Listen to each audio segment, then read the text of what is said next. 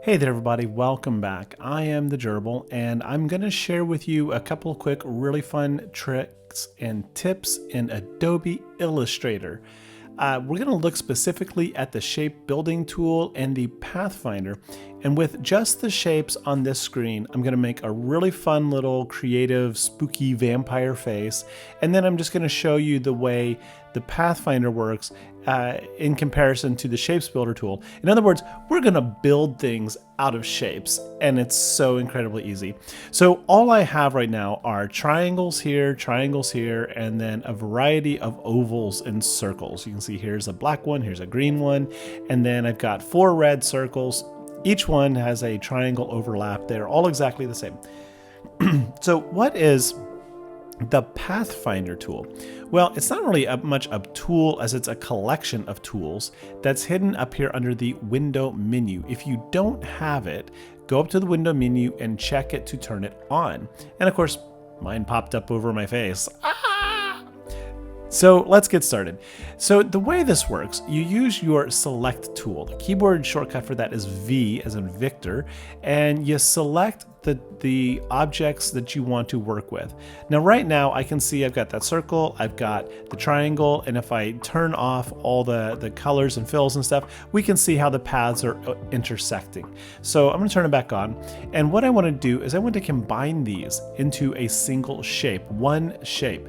Now right now they're clearly 2, but in the Pathfinder, if I have them both selected, I can go to this first option that says Unite, and when I click that, it combines the circle and the triangle, and we have a fish! Yay! All our fish needs now is a cute little eye and a mouth and maybe a nose. Ha ha ha ha ha. Yeah, okay. The second one, again, select both of our shapes. If I click the second option, it says minus front. It takes whatever shape is in the front and cuts it out of the one in the back. It's going to then eliminate that shape. So the triangle in this case is going to cut through the shape in the back. In other words, it's going to take off this little pie wedge piece, leaving us a really, really awesome pack person, ready to go want. The third option is a little bit trickier to understand. It still takes the object in front, prioritizes it, but then it looks at the object in the back and it looks for wherever those two objects overlap each other. And where they overlap and intersect is where it creates a new shape. In this case, a pie piece. Notice how it took the color and formatting of the object in the front. That's why I said it prioritizes it. So it kept that blue shade. Now, the last one is probably the most confusing. It takes the 2 objects that are overlapping and it erases or eliminates the part where they overlapped. In other words, that little pie piece here in the middle, that's going to go away. So when I do that, it combines the 2, again, keeping the colors of the front shape, and eliminates everything that was in between. So now there is nothing there. So these are your 4 Pathfinder options: uniting, subtracting, intersecting, and then they call it excluding the overlap parts. Now Pathfinder is really great, but there is actually a tool over here called the Shape Builder Tool that works similarly to the Pathfinder. You start by selecting all of your shapes, then you go get the Shape Building Tool. It's on the Mac, it is Shift and the letter M. I would assume it's the same on the PC. Now by default, the Shift Builder Tool is a black arrow with a little plus sign. That plus sign means it will unite or merge any shapes that are overlapping. So you just click and drag a line. Anything that overlaps becomes united. Pretty cool. What if, Gerbil, you want to subtract something? Well, you hold down the Option key on your Mac and the plus button becomes a minus. On Windows, I believe that is the Alt key. So now I need to select my objects, go back to my Shapes Builder tool, press the Option key and drag whatever I select then becomes minus. All right, now I'm gonna stop right there because I think for most people, that's all we're ever going to need. Now let's take these ideas though and build that vampire face I was telling you about.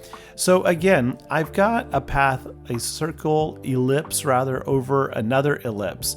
Now what I wanna do is I wanna create a mouth out of these two shapes. So what I'm gonna do is I'm gonna select them both, and then I'm gonna subtract the one in the front from the one in the back.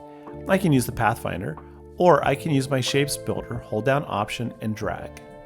Now with that done, I can then overlap my fangs wherever I want these to go. I can overlap two little red circles, and you're wondering why two little red circles? Because what I'm gonna do now is I'm gonna unite the two red circles. I'm gonna select all of this. I'm gonna get my Shapes Building tool. I'm gonna hold down the minus key, and I'm going to minus the top of the fangs and the bottom of the tongue, and look what I have. A cute, spooky Halloween vampire face. Now I can put that on top of this big red oval over here, and then I'm gonna build a pair of eyes with this black circle and this white circle. So I'm gonna bring this one up here, and then I'm gonna copy them just by holding down the Option key and then dragging them out wherever I want them to be. Now in this case, I'm going to rearrange these just a little bit, and then I'm going to select all four of the eyes. Now how am I getting more objects selected? I'm holding down Shift and clicking on them with my Select tool. Go back to my Shapes Builder, push minus, and I'm going to minus off the pieces I don't want. And now we have a silly little vampire character. Aw, isn't he cute? Anyway, folks, I hope that this was helpful. I really do. Let me know what you think in the comments and how I can improve this video. And if you really liked it, push that like button. Otherwise, thank you for watching. I'll see you later. Bye-bye.